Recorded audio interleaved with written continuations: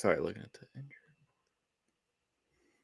All right, guys, and welcome to the Texas College Football Show. This is a preview of the Texas Longhorns and the Florida Gators. And my guest with me today is, everybody knows it's Cord Samuels, ghost of Texas football. And we're going to break down the Texas and Florida game and kind of see what we feel about this game going forward. I mean, look, it's been a shaky up and down season for the Texas Longhorns. But before we do that, I want to bring up a couple. Look, there are 4 games this weekend, Texas being one of them, that there is possible upsets. We've had some upsets every week.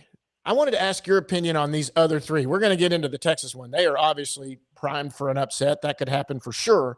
But I wanted to talk about these others, and you tell me what you feel about them. Who is most likely of these 3? You've got A&M minus 14.5 with Mississippi State. You got Alabama minus 10.5 with Vanderbilt.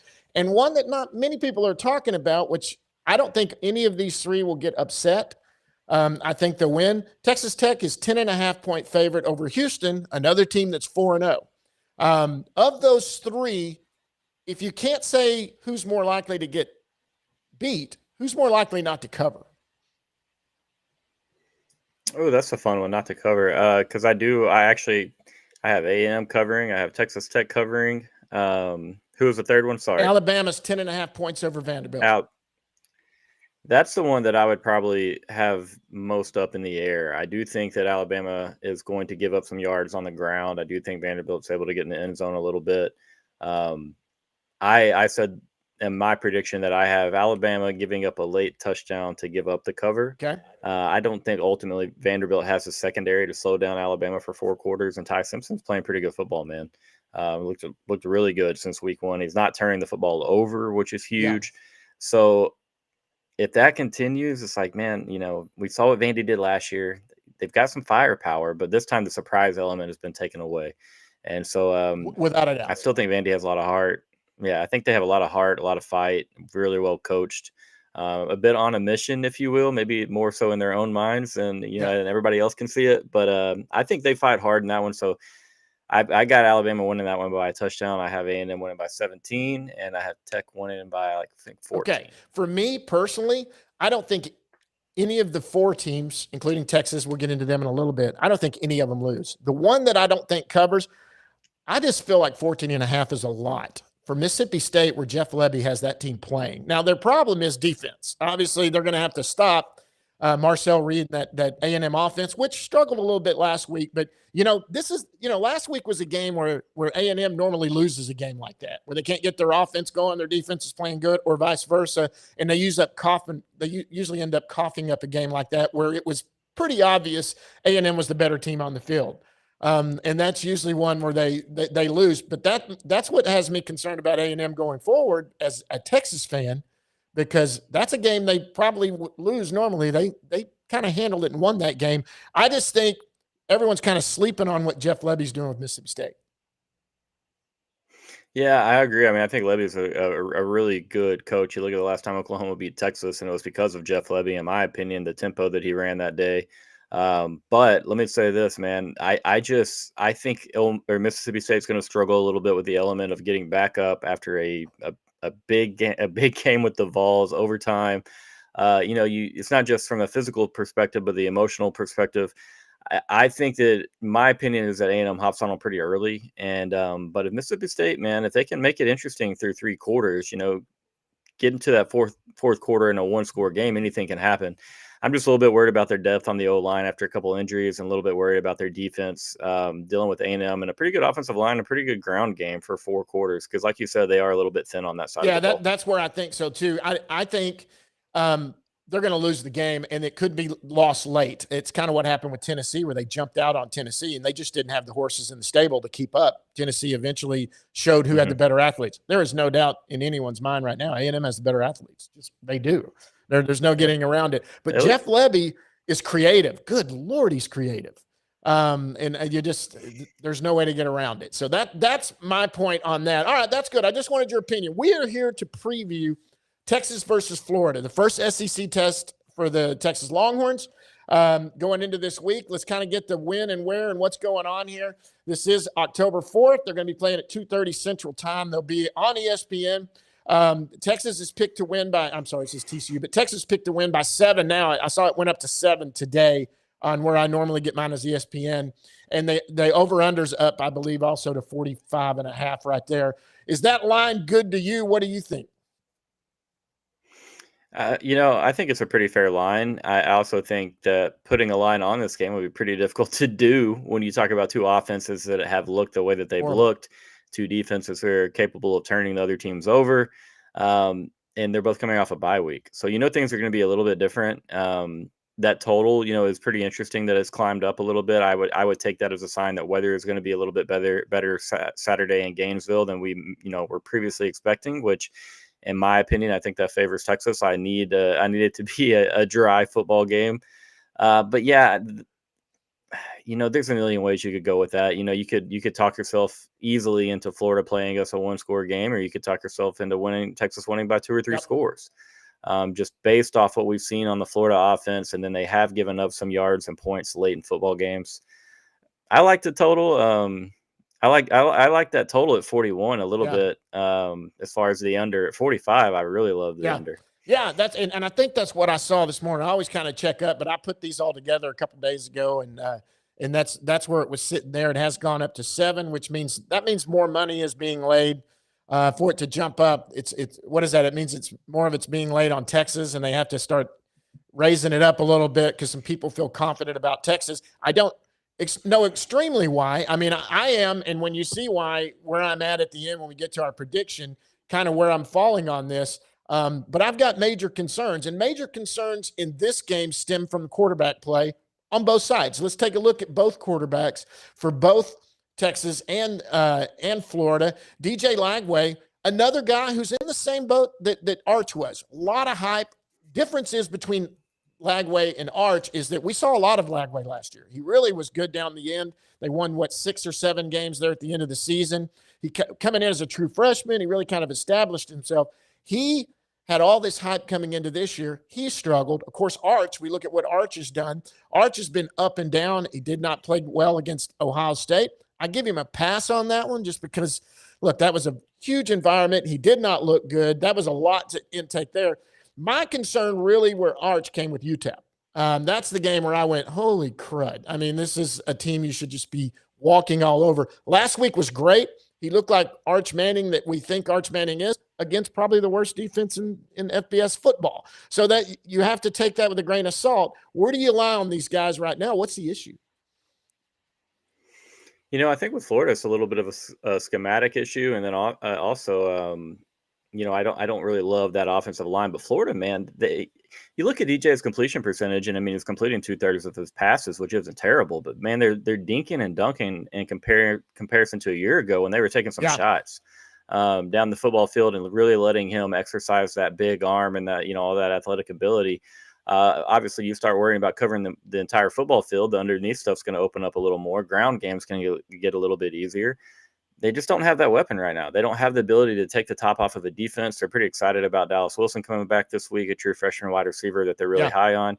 But, I mean, they just haven't had the big explosive plays that you saw from Florida. And, you mentioned the hot stretch down the season. I think they won 6 out of 7 or whatever it may be. They're playing really good football.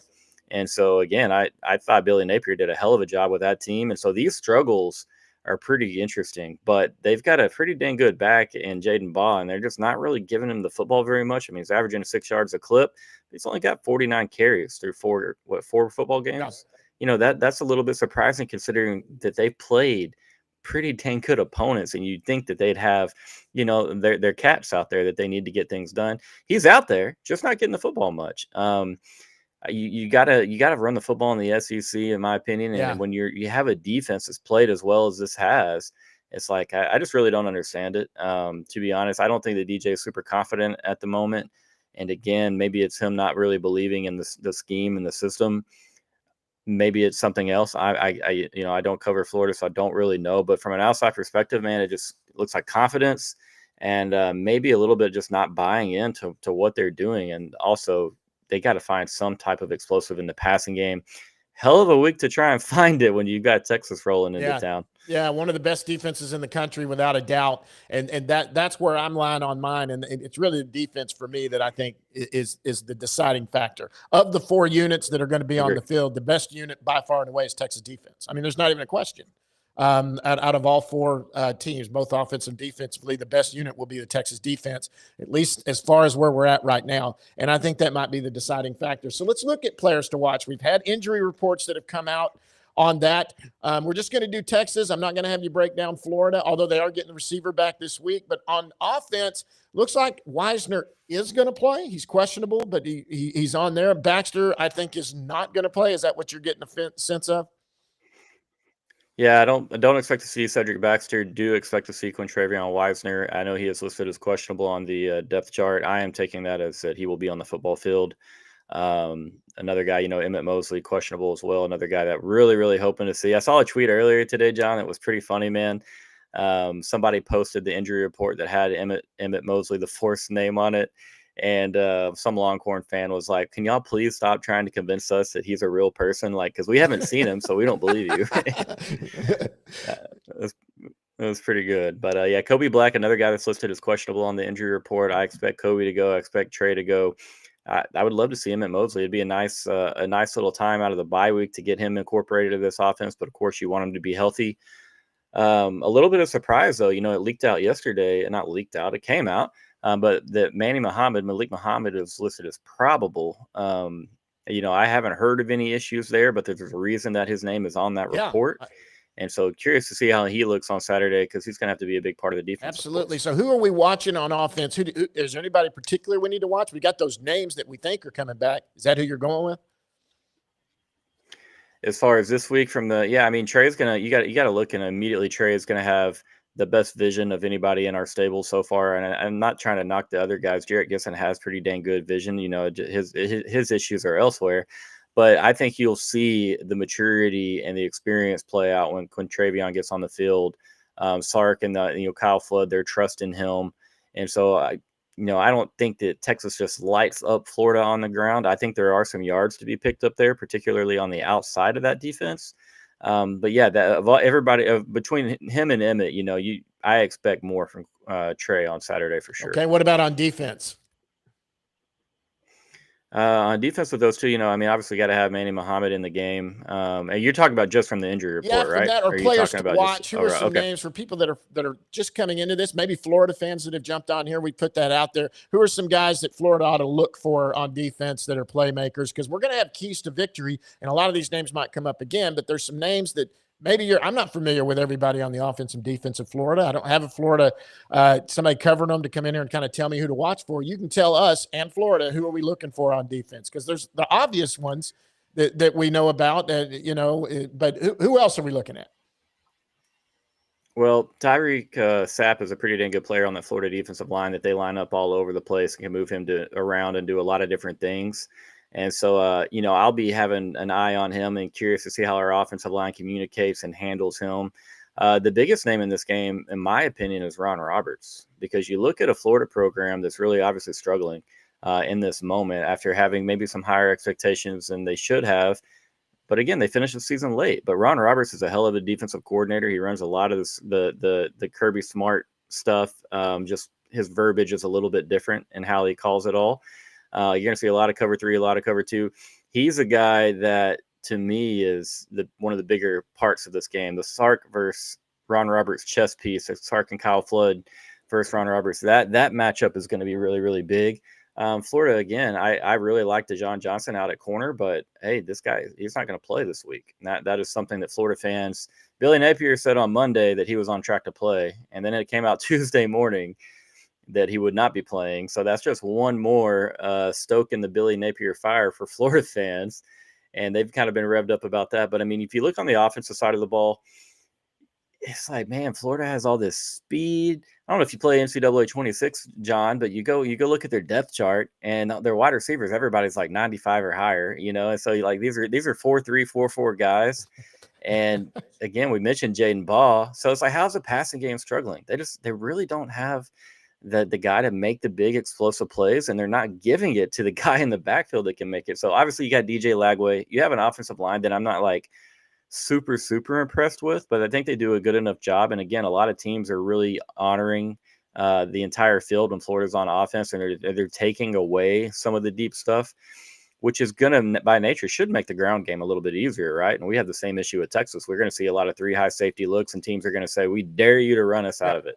Run us out of it. We double dog dare you. So that's where Dallas Wilson, the true freshman, comes in.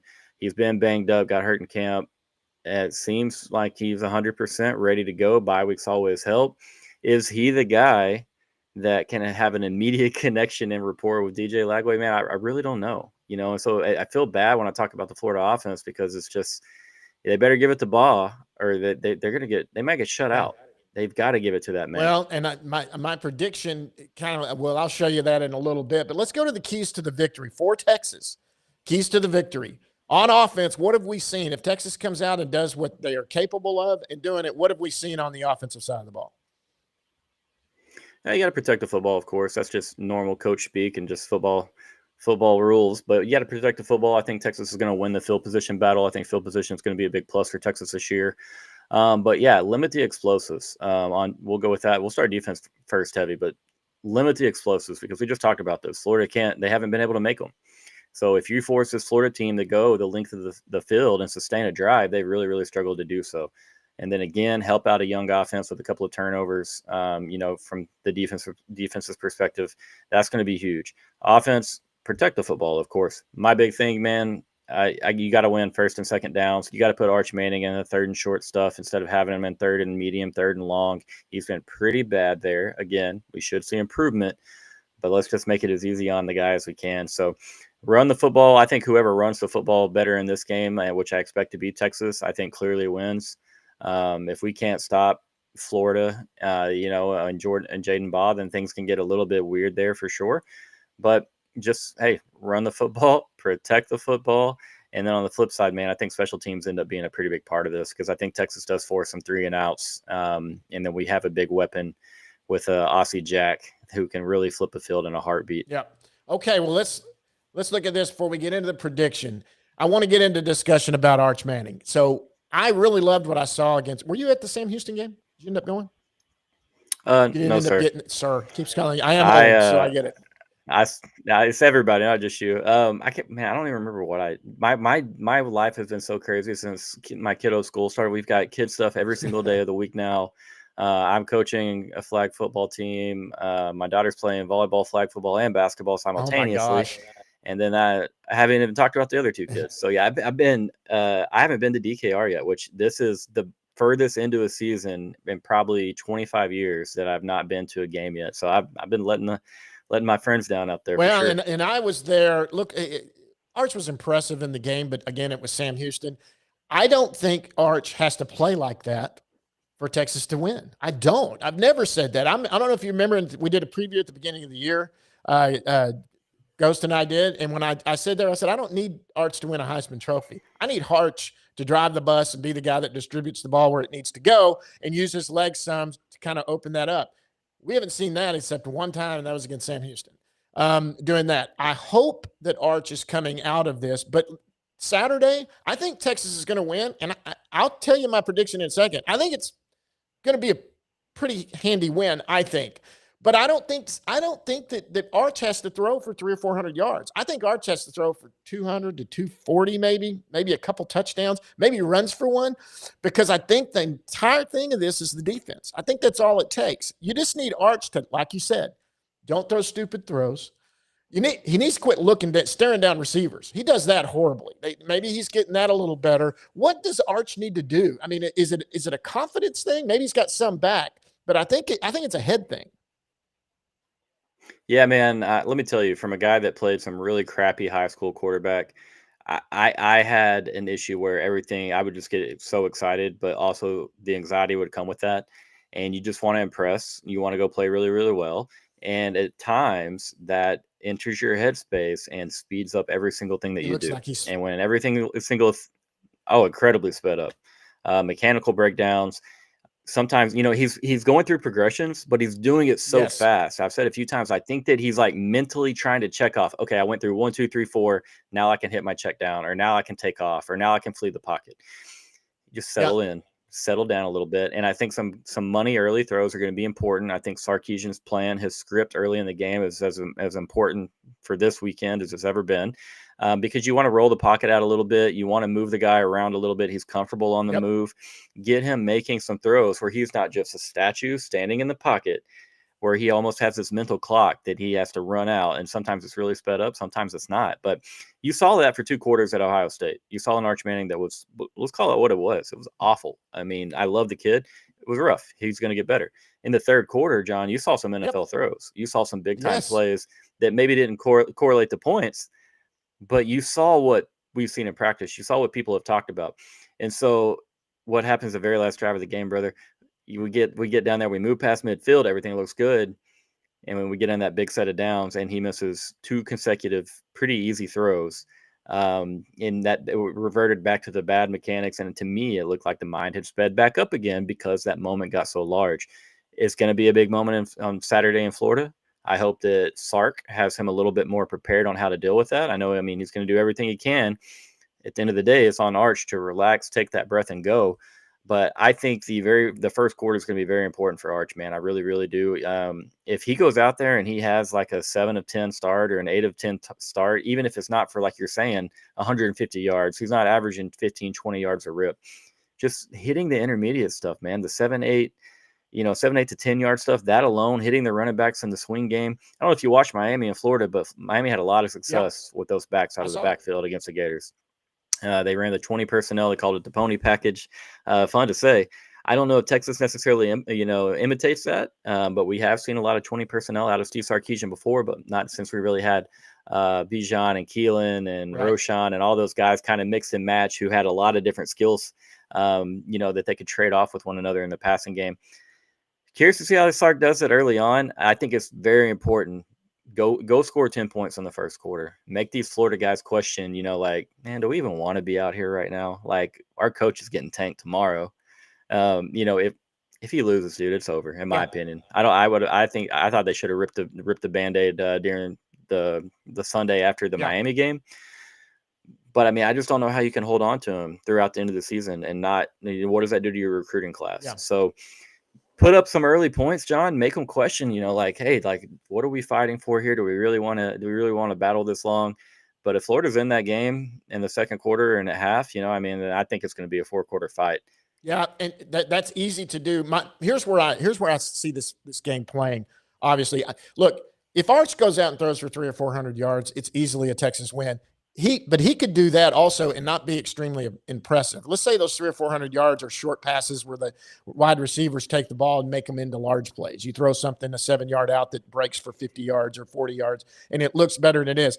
If he throws for 300 or 400 yards with a lot of throws of 10, 15, 20-yard passes, outs, those are crossing patterns where he's hitting guys, then you as a Texas fan can go, you know what? Maybe he's starting to come out of this. In other words, what I'm trying to say, folks, is Arch could come out and throw for 300 or 400 yards and 4 touchdowns, and you could still have questions. Seriously, still have questions. I want to see the better. Look at that bomb he threw to Wingo against Sam Houston. I know it's Sam Houston. That was one of the prettiest passes, that bomb over the top that he threw. Where's that been? The touch, the throwing it on. He's been overthrowing people long. He hit a couple of good throws in that one, too, where he was hitting guys in stride, running across the field, 15, 20 yards downfield. That looked great. They do got to shorten up some of it. Get your guy, let's be honest. Some of it's also on your receivers who don't seem to separate at times.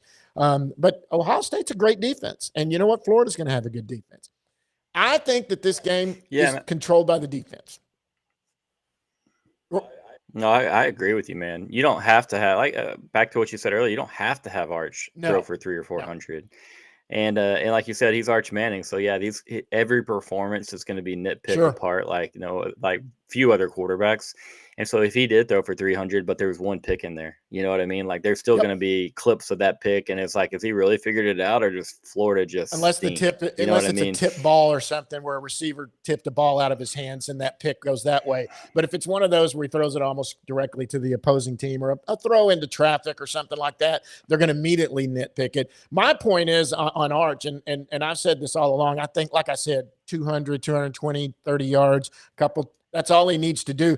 Arch needs to get into his head that he does not, on this team, he doesn't have to win the ball. He's not the one that has to win the game. They've got plenty of weapons to win this game without Arch Manning having to be the guy to do it. Now, there's a point in this season they will need Arch Manning to be the guy everybody thinks that he was supposed to be.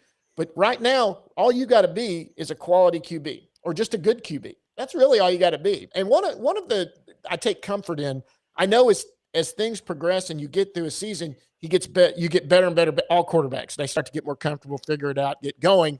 Look at Marcel Reed. He's playing great this year. He had some moments last year where he looked like it was a little big for him. Coming into this year, experience gets you there, and they're sitting on now he's in the Heisman conversation. And he didn't play great against Auburn, but he still loves running that offense, and he's comfortable out there, and he feels more confidence out there, and he's not making stupid mistakes. That's the main thing. Not trying to force anything.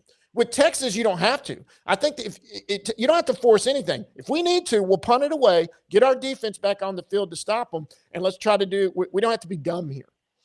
And that's the thing that's quite a contrast from where he was at Isidore Newman High School in New Orleans, where he had to be the guy, the hero every time on 99% out of plays. So he does have a little bit of an affinity for trying to make the play on every single snap. And you saw it a couple times throughout the season. You've seen him, scramble around in the pocket a little bit and then throw into triple coverage against San Jose State. Had a pretty good game, but that was a silly decision. So you can see it's still in there, man. It's just a matter of working it out. And he's not the only one. There's a lot of kids that are just like that. But this is Arch Manning, and we need to see a little bit more going forward. Agreed, he doesn't have to be a superhero. Just hit the easy stuff. Sark, even against Ohio State, he drew up some open guys in yards that we were just look at the first play of the game, John. You run a little play action. You got easy corner route there. Picks up 15, 20 yards. Who knows? We're not able to hit that, and we don't have a chance against many teams at all. So I agree, man. You just take care of the easy stuff. Sark has shown that he can dial up the short game, the quick game, and the intermediate stuff, and that's what Quinn was so good at. We need Arch to be a little more like Quinn in that regard, and then maybe he gets the opportunity to throw more deep balls as these safeties start cheating down a little. Okay, here's my prediction, and I'm going to say it before I put it up, and we'll get yours on here. I think this is a game that the Texas defense just basically smothers. And this is where they're going to come in, and they're not going to allow a lot. If DJ Lagway hits one big play, it might happen, but Texas, for the most part, will stop the running game. They're going to force DJ to beat them. And in that, Texas is probably going to go down and score a few points and get ahead, where you're going to kind of see what they did to A&M. I keep referencing this to go back to last year, where Texas won that game 17-7, or what was it? 17-7. They won it by 10 points, but they basically controlled the entire game. And it's kind of what A&M did to Auburn this last week. They won it 16-10, but A&M was in total control of that game the entire time. Auburn just didn't seem to be in it. I think late in the game, though, there will be a score, another score by Texas, where there's a pick six trying to make something happen, third or fourth quarter, where they're behind. Maybe they're down by 12, 14 points. Lagway's trying to force something, make it work. Maybe there's a sack with a fumble recovery that ends up in a touchdown. I've got Texas beating them. I got them covering. I don't have them going the over. I got it 34-10. And that's where I think that I don't think that is Arch throwing for 300 yards. I still say it. I don't think it is. I think Wisner being back is big. I think him catching passes out of the backfield is big. I think Arch throws for 240 yards, maybe a couple of touchdowns, maybe he runs for one. I think he starts to run a little bit more to get first downs. I think it's ball control. And now this is predicated on them getting into the red zone and freaking scoring in the red zone. Something that they haven't done all year. It's also predicated on putting him in third and short situations. They haven't done that well this year because Arch hasn't been good when it's third and long. Yes, I'm a Texas fan. Yes, I'm an overconfident Texas fan. I had them going undefeated. Believe me, I have changed my picks from the beginning of the year on a lot of teams. I had A&M losing to Notre Dame. The week of the game, I picked A&M to beat Notre Dame. So I changed from my because I was seeing better stuff.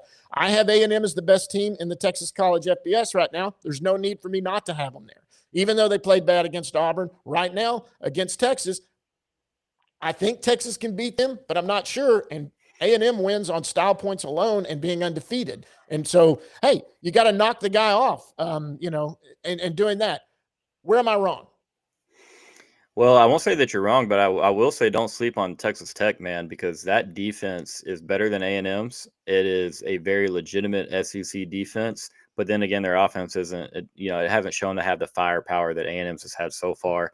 And again, like you said, Marcel's made a big jump. He looks much more confident throwing the ball in the intermediate and downfield passing department. That's something he struggled with last year, and A&M wasn't able to create explosive plays last year, and you can tell they put a heavy emphasis on that. You got to say though, adding a Mario Craver and a KC Concepcion definitely helps out a Marcel Reed, and then having everybody on your offensive line return. So he's in a good spot right there for sure. A little bit different situation than an Arch, returning 4 out of 5 linemen and being the new guy, and then having some turnover at wide receiver as well. And so I think it's fascinating in the state of Texas right now because there's a lot of talking points, and I'm sure you do a great job on here, John, of covering all of it, man, between Baylor, Sawyer Robinson, and I think he would, if I had a Heisman pick through 5 weeks, I would give it to Sawyer Robinson because I think competition has been good enough and his results have been even better. Yeah, it's been impressive. It really has. You talk about Texas Tech. I am extremely high on Texas Tech. I will say that I had them to win the Big 12. Josh Hoover has looked incredible. I know that SMU has not had the results they want. They're still a really fun program to sweat. Houston and Connor Wigman. I mean, there is a lot of cool things happening across the state of Texas in the college football world right now. And if you're not included, man, that means you're probably way behind. And then you got my guy down in Texas State and GJ Kinney, and his name circulating all throughout college football world. And the Arkansas folks and Oklahoma State folks. And I've received a few texts asking about GJ and the Bobcats, Jeff Traylor at UTSA with their tempo. I mean, it's a really cool time, especially for you, man, to be able to cover all these teams. But get to your prediction, I don't disagree with it at all, man. I think that you have a lot of confidence in our offense to move the football outside of Arch Manning having to play hero ball, which is important.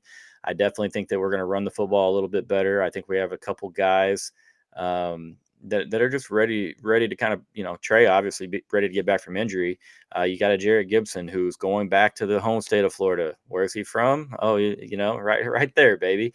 It's going to be a cool moment for some of these Texas guys that are, natives of the state of Florida, and they get a chance to go back home. We're coming off a bye week. Everybody is dogging Texas nationally, man. I mean, you know how it is. We're getting dogged. Chip on the shoulder. First time in quite a while that Texas can show up and play. And forgive me for saying this, but a little bit pissed off in a game. Sure. You know what I mean? Just because of, we've had a lot of people say a lot of nice things about us in the last 2 seasons. Everybody's already writing this offense, selling the playoff hopes and no SEC title dreams. I mean, I get it because that offense looked a lot different than we expected, but hey, man, there's nothing that says they can improve. And I definitely think that as Arch's mind slows down, we see this offense and, not maybe that complete upside that we were dreaming of, John, but maybe we're inching closer towards that. I like your prediction. I got 24-10. I would much rather you be right. Yeah, and mine, like I said, is not the offense scoring 34 points. I think there's something late that happens. I think when you get in a situation, if it's 24-10, and you're going to the end of the third quarter, start of the fourth quarter, and they're knowing, look, we're 2 scores down. We got to get 2 going. And Lagway starts trying to take the pressure on himself and force something. Or, someone like Simmons sneaks through on a sack and there's a fumble and a scoop and run, something like that's what I'm saying. Or something that even puts them, it doesn't even have to be a pick 6 or a fumble that puts them there, but maybe something that puts them down in the red zone inside the 10 or something after a fumble. And then that's just easy. Get into the end zone from there because everyone's let down, right? Your entire defense has to run out onto the field. They've just turned the ball over. We're down by 14, and it's real easy right there to just give it up. And then that's where I'm at on it. People think they're just going to go out and dominate. No, it's not an offensive domination. It's a defensive domination that I think is going to happen. Well, I think that you're kind of spot on because go look at Florida and in the fourth quarter scoring in every one of their games. They're they're conceding some points, and again, that's where I think they get tired. The offensive lines are able to lean on them a little bit, and then again, maybe the effort just quite isn't at the same level. Sure. So I like your prediction. Again, I hope you're dang right, man. I hope I am too. Coming in, and I'll tell you right now, the OU game, I have confidence going into that more than I do A&M. But look, OU, I think. By the way, do you think Mateer's playing? I think he's playing. I mean, I'm going to say something that, and you can clip it if you want, man. But that's fine. I'm not afraid of either one right now. I'm really not. I think Just that because of the defense. I think Oklahoma's defensive line defense in general is pretty dang good. Obviously, they're pretty dang good, but I think there's spots where Texas can get them in the secondary. On the flip side, I love the matchup between our defense and their offense, and that is including if John Mateer plays. I hope the kid is healthy. I'm a fan of the guy. I want him to I do play. too. I want to see him play. Yeah, I think he's a great personality. The Venmo stuff only adds to his lore. Like that, I'm a big fan of him, and I never want to see anybody hurt. I would love for him to play, just for that reason. But then again, let's get our best and their best. I like the matchups, man. I really, really do. A&M, they get us so much later in the season. Think about all the reps that we're going to have with this offense. And I think that you've seen Texas's offensive line traditionally perform a lot better under Kyle Flood. When we get into the middle and late portions of the season, they really kind of start to gel a little bit more. Now, obviously, that was a group with a lot of cohesion. But I'm right now, man, I'm not predicting – I'm not guaranteeing victory. But, yeah, I'm with you. I feel pretty dang good about that Oklahoma game. I'll just say that. Yeah, I really do. I mean, I think this Florida game I think any game can sneak up on you. Texas is capable of blowing a game. I tell you what, I'm concerned they have Mississippi State. I mean, that people are sleeping on them. That team, and we're playing there, right? Aren't they playing? They're playing there this year. And Vanderbilt, no offense, but that's the one team last year. Diego Pavia moved the ball against Texas. You look at the Georgia loss where they got spanked by Georgia. That wasn't a big offensive showcase by Georgia. Texas made a lot of mistakes, turned the ball over, gave them short fields easily, right? Then you look at the Ohio State game. Fumble recovery for 6 there at the end when they're driving. They really held Ohio. And this year, the first game this year, Ohio State did not put up as many offensive yards as Texas did. But Diego Pavia engineered that offense last year and moved the ball. There's no getting around that. He moved the ball. Yep. And so I'm sorry. That's one that scares me. I mean, it's fun to watch Vanderbilt right now, man. It is. I really hope they show up on Saturday in the way that I think they will and keep it close at least. But big fan. That's the thing. They don't have that surprise element like we talked about earlier. But again, they play the right way. They're very hard-nosed. They're disciplined. They don't beat themselves. Yeah, they don't step on their foot like we do with penalties. You know what I mean? And Diego obviously is a tremendous leader. Eli Stowers is a proven playmaker and very dependable, got great hands. They know who their guys are. And Texas is still incorporating a couple guys, getting guys back from injury, figuring out exactly who this team is. You think about last year and the rise of Matthew Golden. That wasn't the first couple of weeks of the season. That came late. You know what I mean? So it would be nice to figure things out a little bit earlier. But let's go ahead and keep working it. I would love to see him at Mosley play on Saturday. I think with his hands, he's a very good possession receiver, very good route runner. And with, a little bit of the struggles that we've had underneath, I think that, DeAndre Moore is going to be a big part of this game on Saturday. And hey, shout out you referenced the throw that Arch made against Sam Houston State. I think it was a good throw. I think Ryan Wingo made that play. That was an incredible adjustment. And we need that, John. We need more of that from Ryan Wingo. We need him to go catch a ball that maybe we didn't expect him to catch. I mean, that was wide open. Like, don't get me wrong. But let's go make a couple plays and be tough in that wide receiving room. Help Arch out a little bit. You know what I mean? Sure. That happens with every good quarterback out there. Throw it in the vicinity of where your receiver is, where only he can catch it. Yep. And let your guy make a play, and Texas needs the wide receivers to do that. They need to be, and then Arch's confidence goes way up knowing, you know what, I'll throw this where only Ryan can get this. Go get it for me. And when you get more ease there, then you can do that. Hey, man, this has been fun. I appreciate you coming on. Look, I haven't done Texas all year because, truthfully, there hasn't been a game to do that. We may have to do this next week because I'm looking at the schedule, and that's obviously going to be the game of the week. Let's get both these teams to win this week, which we know Oklahoma will against Kent State. If they don't, wow, that's That's the biggest story probably in college football, but I think they're going to blow through Kent State, so that's not going to be a problem. Let's go win this game. We may have to do another one of these next week because it might be the game of the week again. I'm there if you have it, man. I will be here. Again, thanks for having me. It means a lot. Sorry, we were supposed to do this a day earlier, and that was on me, guys. Strep sucks. School flu, school strep. I mean, it's all running around right now. Now my wife works up at the school, so we just bring it all home with us. Yep, but yeah, absolutely. Texas is getting a top 5 Oklahoma inside the Cotton Bowl next weekend, no matter what Texas does. It's going to be fun.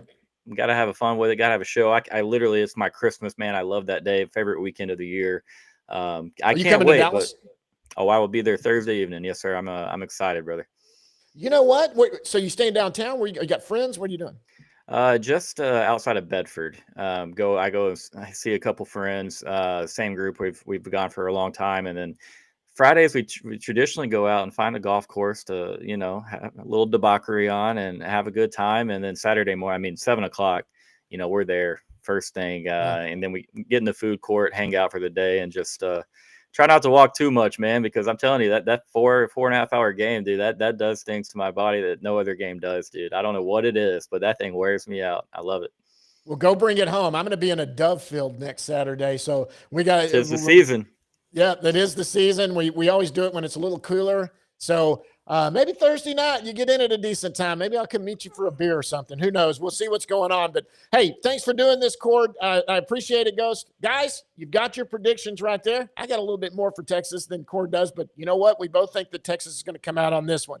It's been fun. Go over and follow at 40 Acres Vibe. You're inside Texas football. Is that who you're working with now?